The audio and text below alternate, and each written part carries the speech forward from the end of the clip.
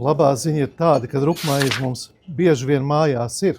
Otra ziņa, ka viņa ir ļoti veselīga, jo ir dabīgi raudzēta, ilglaicīgi raudzēta, bagātīga ar šķiedrvielām, bagātīga ar dabīgiem B grupas vitamīniem un dabīgo pienskābi. Un kopumā ilglaicīgi raudzējot rodās laba garša, un kā mēs šodien baudījām, sadara kopā ar dažādiem citiem produktiem, kā avokādo, ar lāsci, ar gaļu, un jūs viņu varat pasniegt gan glaunāk, gan kā restorānā. Šodien mēs viņu šeit ēdam.